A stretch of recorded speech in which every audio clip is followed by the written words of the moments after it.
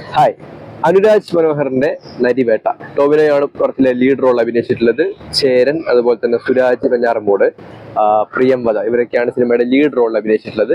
സിനിമയുടെ ടെക്നിക്കൽ സൈഡിലേക്ക് വന്നു കഴിഞ്ഞാൽ ഷമീർ മുഹമ്മദിന്റെ എഡിറ്റിങ്ങും ജെയ്ക്സ് ബിജോയുടെ മ്യൂസിക്, സിനിമാറ്റോഗ്രഫി ചെയ്തിട്ടുള്ളത് വിജയ് എന്ന് പറഞ്ഞ ഒരാളാണ്. നല്ല വർക്കായിരുന്നു, ക്യാമറ വർക്കായിരുന്നു, നല്ല എഡിറ്റിംഗ് ആയിരുന്നു. മ്യൂസിക് ആസ് യൂഷ്വൽ ജെയ്ക്സ് ബിജോയുടെ വർക്ക് അറിയാലോ, അത്യാവശ്യം നല്ല രീതിയിൽ ചെയ്തിട്ടുണ്ട്. അതായത് ഫോക്കും അതുപോലെ തന്നെ ബാക്കിയുള്ള ബാക്ക്ഗ്രൗണ്ട് സ്കോർ ആണെങ്കിലും നല്ല രീതിയിൽ തന്നെ ചെയ്തിട്ടുണ്ട്. ഇനി സിനിമയുടെ റൈറ്റർ അബിൻ ജോസഫ് ആണ്. എൻ്റെ ഒരു ഫേവറേറ്റ് റൈറ്ററാണ്. ഇയാൾക്ക് കേന്ദ്ര സാഹിത്യ അക്കാദമി അവാർഡെല്ലാം കിട്ടിയിട്ടുണ്ട്. അത്യാവശ്യം നല്ലൊരു സ്റ്റോറി റൈറ്ററാണ് അബിൻ ജോസഫ്. അദ്ദേഹത്തിന്റെ ആദ്യത്തെ സ്ക്രിപ്റ്റ് ആണെന്ന് തോന്നുന്നു, എനിക്ക് ഉറപ്പില്ല. പക്ഷെ അങ്ങനെ അധികം സ്ക്രിപ്റ്റ് ചെയ്തിട്ട് എനിക്കറിയില്ല. പക്ഷെ നല്ല എന്താണ്, അത്ര മികച്ചത് ആണെന്ന് പറയാൻ പറ്റില്ല എങ്കിലും കുഴപ്പമില്ലാത്തൊരു സ്ക്രിപ്റ്റ് ആണിത്. കാരണം ഈ ഒരു സിനിമയുടെ പ്ലോട്ട് എന്ന് പറയുന്നത് മുത്തങ്ങ ഭൂസമരം 2003 നടന്ന, കേരളത്തിലെ വയനാട്ടിൽ നടന്ന മുത്തങ്ങ ഭൂസമരമായിരുന്നു. എനിക്ക് തോന്നുന്നു ഞാൻ ഈ സിനിമയിൽ കണ്ടിട്ടുള്ളതിനെക്കാട്ടിലും കുറച്ചുകൂടി ഡീപ്പായിട്ട് ലാലേട്ടൻ്റെ ഒരു പടമുണ്ട്, ഫോട്ടോഗ്രാഫർ എന്ന് പറഞ്ഞിട്ട്. ആ സിനിമയിൽ വളരെ കുറച്ച് ഭാഗമേ കാണിക്കുന്നുള്ളൂ ഈ സമരത്തിന്റെ. പക്ഷേ നമ്മൾ നരിവേട്ടയിൽ കാണുന്നതിനെക്കാട്ടിലും കുറച്ചുകൂടി ഡീപ്പായിട്ടും കുറച്ചുകൂടി സീരിയസ് ആയിട്ടും ഫോട്ടോഗ്രാഫറിൽ ഈ ഒരു സാധനം കാണിച്ചിട്ടുണ്ട്.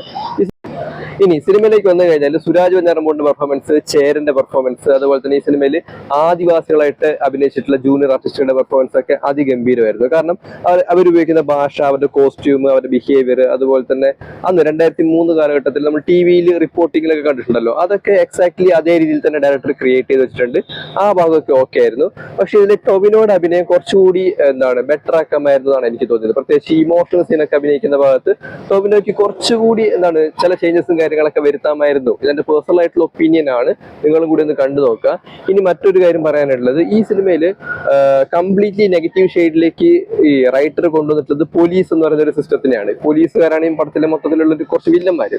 പക്ഷെ നമുക്കറിയാം 2003 കേരളത്തിൽ ഭരിക്കുന്നുണ്ടായ ഇവിടുത്തെ ആഭ്യന്തര വകുപ്പ്, ഭരണപക്ഷം, അതുപോലെ തന്നെ പ്രതിപക്ഷം, ഇവരെ കുറിച്ചിട്ടൊന്നും ഈ സിനിമയിൽ കാര്യമായിട്ട് പൊളിറ്റിക്കൽ ആയിട്ടുള്ള പരാമർശങ്ങളോ ഒന്നും കാണിക്കുന്നില്ല. ആകെ ഒരു MLA അങ്ങനത്തെ ഒരാളൊരു വെള്ളയും വെള്ളിയിട്ട് കാണിക്കുന്നുണ്ട്. ആ റോൾ ചെയ്തിട്ടുള്ളത് അപ്പുണ്ണി, അങ്ങനെ ഒരു ആക്ടറാണെന്ന് തോന്നുന്നു, അപ്പുണ്ണി എന്നാണ് അയാളുടെ പേര്. അല്ലാതെ കാര്യമായിട്ടുള്ള പൊളിറ്റിക്കൽ പരാമർശങ്ങളോ കാര്യങ്ങളോ ഒന്നും ഈ സിനിമയിൽ അങ്ങനെ വരുന്നില്ല.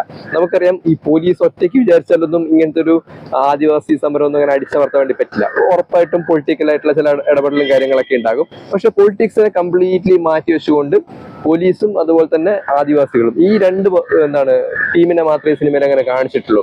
പൊളിറ്റിക്കൽ ആയിട്ടുള്ള പരാമർശങ്ങൾ വേണ്ടതായിരുന്നു, കാരണം ഇതൊരു പൊളിറ്റിക്കൽ ആയിട്ടുള്ള ഇഷ്യൂ തന്നെയാണ്.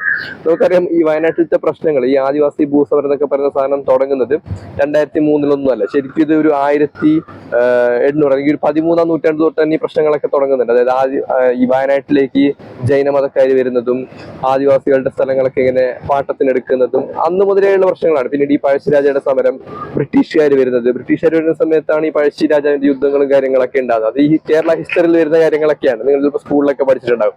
അന്ന് മുതലേയുള്ള പ്രശ്നങ്ങളാണ്. പിന്നെ ഓരോ നിയമങ്ങളും വരുന്നുണ്ട്, ഈ വന നിയമം, അതിനുശേഷം ഇവിടെ വരുന്ന ഗവൺമെന്റ് എടുത്ത തീരുമാനങ്ങൾ തന്നെ പലതരത്തിലും അട്ടിമറിക്കപ്പെടുന്നൊക്കെ ഉണ്ട്. പക്ഷെ അതിന് അത്ര ഡീറ്റെയിൽ ആയിട്ടൊന്നും അല്ല ഈ സിനിമ പോകുന്നത്.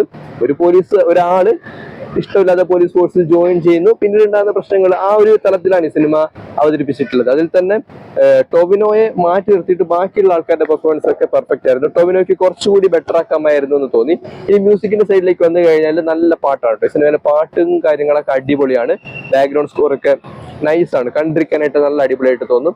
ഞാൻ ആദ്യം വിചാരിച്ചത് ഈ പടത്തിലെ ആദിവാസികളായിട്ട് അഭിനയിക്കുന്ന ആൾക്കാരുടെ അഭിനയം വീക്കായി പോകുന്നതായിരുന്നു. പക്ഷെ അവരുടെ അഭിനയമൊക്കെ പെർഫെക്റ്റ് ആയിരുന്നു.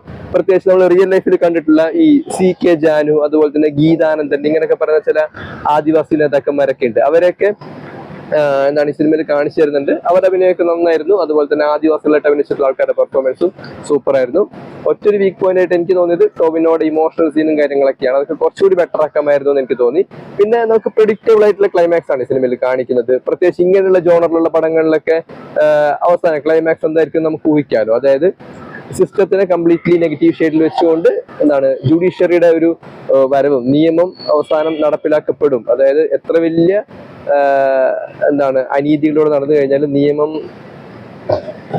നിയമം അവസാനം ജനങ്ങളെ സംരക്ഷിക്കും എന്നുള്ള ഒരു രീതിയിലാണ് ഈ സിനിമ പറഞ്ഞ് അവസാനിപ്പിക്കുന്നത്. പക്ഷെ ഇതിൻ്റെ ഇടയിൽ പൊളിറ്റിക്കൽ ആയിട്ടുള്ള ഒരുപാട് ഇടപെടലും കാര്യങ്ങളൊക്കെ റിയാലിറ്റിയിൽ നടന്നിട്ടുണ്ട്. പക്ഷെ അതൊന്നും ഈ സിനിമയിൽ വേണ്ട രീതിയിൽ പരാമർശിക്കപ്പെട്ടിട്ടില്ല. അത്ര വലിയ സംഭവമൊന്നുമല്ല, ഒരു വൺ ടൈം വാച്ചബിൾ ആയിട്ടുള്ള വലിയ കുഴപ്പമില്ലാത്തൊരു സിനിമ. സീരിയസ് വാച്ചാണ്, അങ്ങനെ വലിയ തമാശയും കാര്യങ്ങളൊന്നുമില്ല. സീരിയസ് വാച്ച് ഡിമാൻഡ് ചെയ്യുന്ന വൺ ടൈം വാച്ചബിൾ ആയിട്ടുള്ള ഒരു പടമാണ് അനുരാജിൻ്റെ നരിവേട്ട.